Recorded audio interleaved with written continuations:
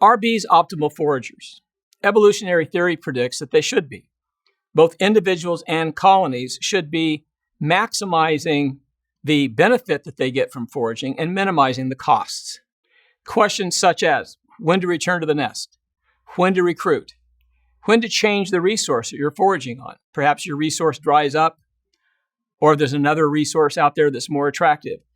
And then how do you attract more valuable resources in the environment compared to the ones that you're foraging on? Let's start with the marginal value theorem. This is a theorem that was proposed by Eric Charnoff in the early 1970s to make predictions about central place foraging. Central place foragers are individuals who live in a nest. They travel to some place to forage. They travel to a patch. They forage, they collect resources, and they return those resources back to the nest. And this is a very general theory that comes from economics. The fundamentals of this are, fundamental components are, the load that's being collected. What is being collected out in the field? The time that it takes to travel from the nest, or time and energy that it takes to travel from the nest to the patch. And then there's the loading curve. The loading curve is how much of the benefit is being extracted from the environment over time, the longer that the individual stays in the patch. Most of the time, we assume that there's going to be a diminishing returns loading curve, such as this one here. The slope changes from the longer that it stays in the patch foraging. You can think about it in the context of a starling. This is one of the examples that are often given. A starling is foraging on a patch of grass, and it's picking up larvae from, actually the examples, tupulid larvae. They're the crane flies that you see that look like great big mosquitoes. So they're picking them up and they're putting them in their mouths.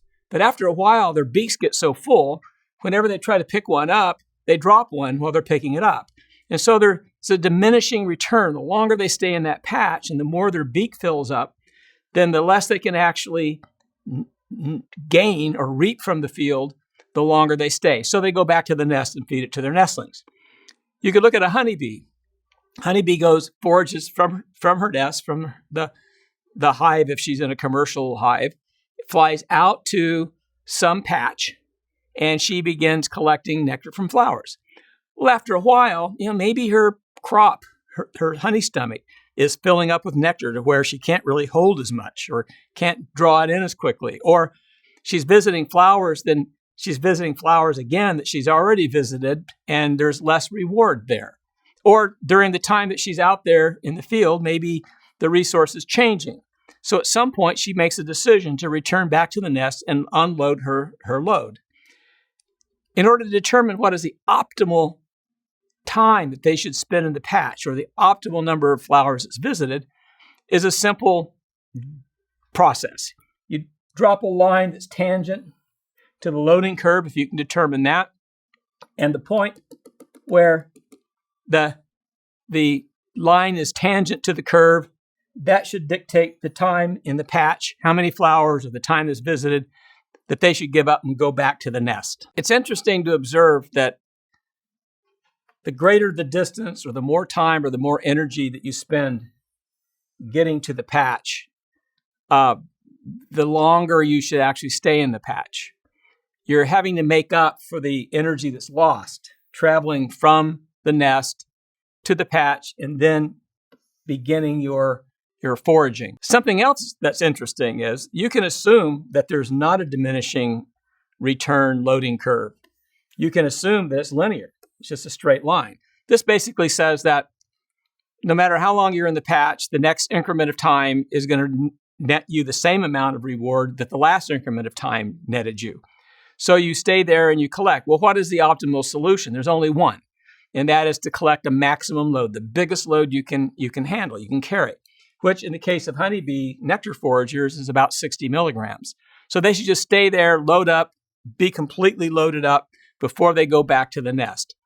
But that's not what occurs. There is, in fact, a diminishing returns loading curve, and they have patch departure rules that are associated with that curve rather than just simply filling up to their maximum capacity. So what is the currency being optimized in this process? What is this the nature of the loading curve itself? What is that representing? What is the currency? The currency is a term that's being borrowed again from economics. There's two possibilities. There's the net delivery to the hive. That would be gain minus cost over time. And then there's efficiency. Efficiency is gain minus cost divided by cost.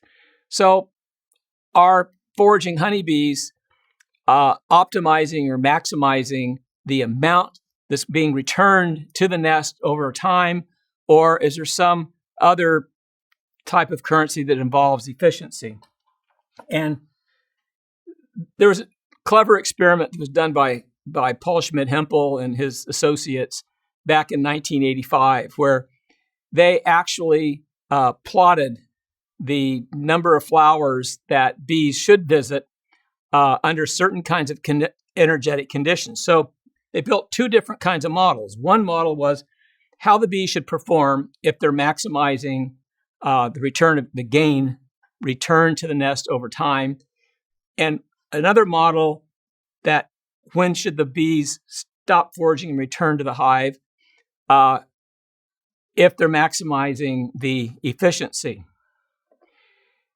They measured everything. So the gains variable that they had in their model was food or energy brought back to the hive.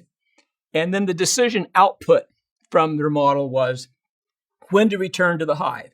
That's the patch departure rules. How many flowers should they visit before they give up and return to the hive, unload their load, and then go back out again? So they were able to measure both time and energy expended for all these different variables that I'll go through right here. But they did careful experiments to determine how much energy it takes to collect nectar from a flower, how much energy does it take to hover over a flower, to fly from flower to flower, or to even going back into the nest, how much energy does it take to unload your load. So they had a hive set up, and it was set up 30 meters from a table, or a set of tables, that had feeders, feeding stations on them, depicted here, where they were providing the stations with 1 microliter of sucrose solution at a time. So they would have the station sitting there. There'd be 1 microliter of sugar syrup in it, 50% solution. And if a bee came and visited it, after she visited, they would refill it. So she could go back to it again in time. So the bees would fly out to the table, and they measured the amount of time and energy that it took to get there. They would then measure what they called handling time and energy. That's the amount of energy and time that it took for them to actually be on this flower and ingest all the 1 microliter of sugar solution that was on it. And then they'd go to another one, so they could then again determine the time and energy to go to the next feeding station. But what they were doing also is they were putting a glass jar over the tops of these stations for certain amounts of time, so they could vary the amount of time that the bee had to sit out here and hover and wait to get to the food. So they're burning energy. This is like increasing the interflower time and the interflower energy that they were having to expend to collect their flowers. So then the bees would fly back to the nest, and they would go inside and they would offload. And so they would take time, how long it took them to unload their loads, and then estimate from that the amount of energy that they expended in the hive unloading. So they had all these parameters. And then for each individual bee that they tested, they constructed a loading curve, a hypothetical loading curve, either based on the net amount of sugar syrup returned to the hive, or based on the efficiency of collecting it. And then plotted for every bee that they studied, they plotted them against their predictions of the net delivery to the hive versus the efficiency model. And what they found out was that it looks like bees are maximizing efficiency, not net delivery to the hive. So it's not how much you can get back in a hurry, but it's taking into effect the costs and the benefits in an efficiency model. So what's the difference? Well, let's assume you have a car like this one, and it has a tank of gas. And let's say you're hauling gas cans in the trunk back and forth from the gas station to someplace else. And you need to get as much gas back to some other location as you can. Well, if you have an unlimited amount of gas, then you would just go as fast as you can. You would go load up your trunk with gas, you go back and dump it off, and then you could take some gas every once in a while and put it in your tank, the tank of your car. So you could go back and forth and transport a lot in a hurry. But what if you only had one tank of gas that you could burn? Period. That you had to collect all the others, but you could only burn one. Then you're going to be more efficient. You're going to be watching your speed. You're going to be shifting earlier or whatever in order to preserve and maximize your fuel efficiency to get as much as you can to the new location. Honeybees have one tank of gas. They have, when they emerge as adults, they have only so much fuel in their flight muscles to last them their life. If they expend it inefficiently, then their flight lives will be expended more quickly. So they maximize efficiency. So over their lifetime, they'll actually bring back more resources to the nest than if they were maximizing the net amount of gain per unit of time. Now, we saw these complicated curves, these loading curves and the tangents, and how they predict, when the bee should depart the patch departure rule. But they don't have to calculate all of that. They work on simple rules of thumb. Now, the rule of thumb can simply be how much weight am I picking up? So they'll know when to go home based on the weight that they're collecting, and maybe they'll be able to assess the value of the resource and put that in as part of their decision for their patch departure rules. But a simple experiment, again done by Paul Schmidt-Hempel in 1986, showed that basically, for the most part, it's on weight. He glued a small metal rod to the back of a bee, a forager, and then as she would visit different stations, he would either put little washers on the little metal rod to increase her weight, or he would take them off. And he was able to get them to change their patch departure times just by applying or taking away weight, showing that for the most part, at least a lot of their foraging patch departure rules can be explained by a simple rule of thumb about how much weight am I taking on. Colonies look like optimal foragers as well. If you were to take an observation hive and sit there and observe throughout the day the dances that bees are doing on the face of the comb, like this video that's running right here, you would notice that the dance directions are changing over the course of the day. Now, remember, you can go out there with a protractor and a stopwatch, and you can determine where those bees are foraging. So if you did that over the course of the day, you'd notice that the dances are changing direction. The dances are changing the distances that they're indicating. If you look at the pollen loads on the legs of the bees, you'll see that the colors are changing, showing that they're going to different resources over the course of the day in different directions and different distances. These 4 diagrams here show what's taking place over the course of one day, three different time shots. Each of those dots that are shown on the figure represents a dance that was observed on the comb, the face of the comb of an observation hive. The distance and direction were plotted then onto these maps, and the different colors on the map show the different pollen types that were being collected. In other words, different patches of plants. And you can see clearly that throughout the day, they're changing. So how would a colony track changes in the foraging environment?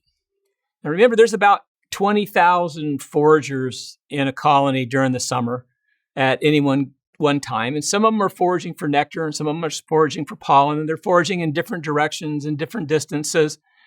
But for the colony to be optimal in its allocation of its foraging force, then it should be able to track those changes in the environment and ought to be able to reallocate the forager force to different locations as the foraging reward landscape changes. Now, they don't have a taskmaster that's sitting there saying, well, you go over there and you go over there and you dance and you don't dance.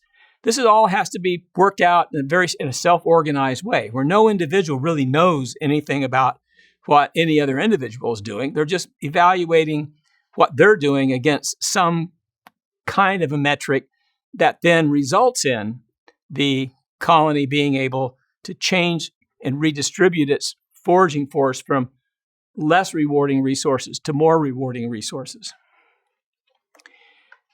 This is a model that was put forth by Tom Seeley that is relatively simple, but it shows you how the fundamental elements can work. So you assume that a bee goes out and this is for nectar. Now, this is a nectar foraging model. She goes out and she forages for nectar. She discovers a resource and she perceives the values. It's her perception of the value of this resource is going to be an important component. So she gets this resource that she doesn't know what any of the other bees are doing. She just only knows what she's foraging on. So she perceives the value of it on the basis of the sweetness. If it's sweeter, it's more valuable. The purity of it, there's measures of making sure that it's good stuff and not bad stuff. Their load weight, as they collect their load, how long did it take them to get a load collecting it? The nearness of the resource to the nest, to the hive. The nearness is important because you're going to be expending less energy to get out there. The fragrance of the flowers, that's important too. The odor of the flower, that helps them orient back and helps them recruit bees to that particular resource. The shape of the flower, the flow rate, meaning how fast the flowers are yielding the nectar, and whether the quality, if they make multiple trips, is the quality of the nectar going up or down. Later in the day, when it's hotter out and drier out, the concentration of the nectar in the flowers will be higher than other times of the day. So the bee comes back to the nest, and she has this perception of the value of her resource. Now, she comes into the nest, and bees don't unload their own nectar loads into the cells. They have to pass it on to another bee.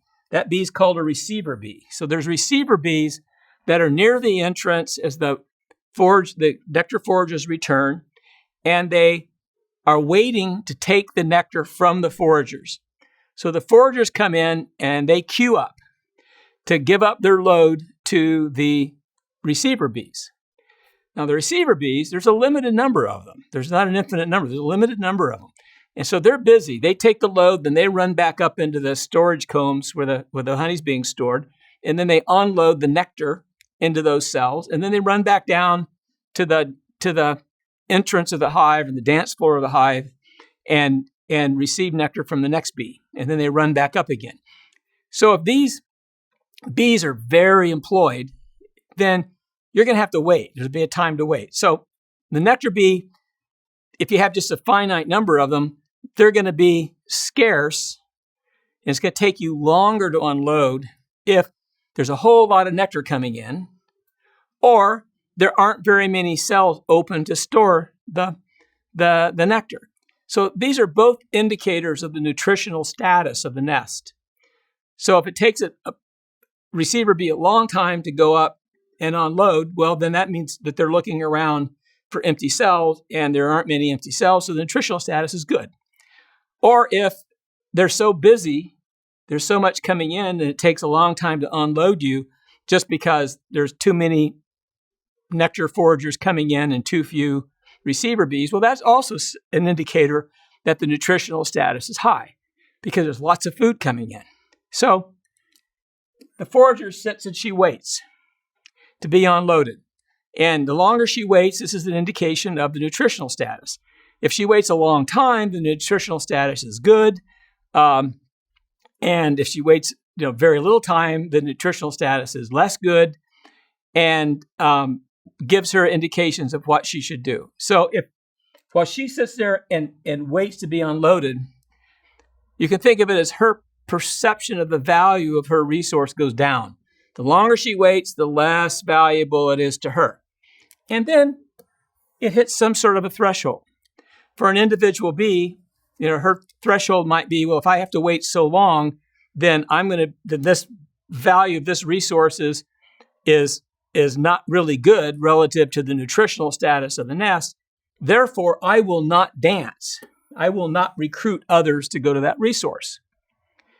If, on the other hand, she waits a short time, then her perception of the value of her resource will be above the threshold, and she will dance.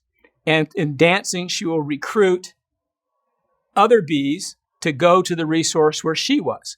So you can see that over time, resources that are perceived initially to be of less value are more likely to be below the dance threshold by the time the bee unloads and less likely to get dances for it in that direction.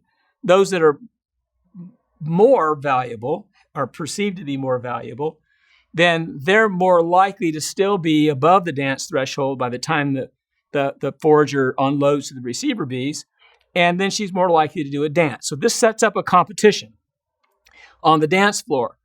Those resources that are more valuable will have more dancers, and they will also, based on their perceived value and their wait time, is also how long they'll dance and how vigorously they'll dance. So they're dancing longer, more vigorously. There's more dances for those resources that are more valuable. Those that are less valuable have less dancing going on. So the new recruits, and the bees that are being re-recruited to new resources, they're going to be then differentially directed towards those resources that are more valuable.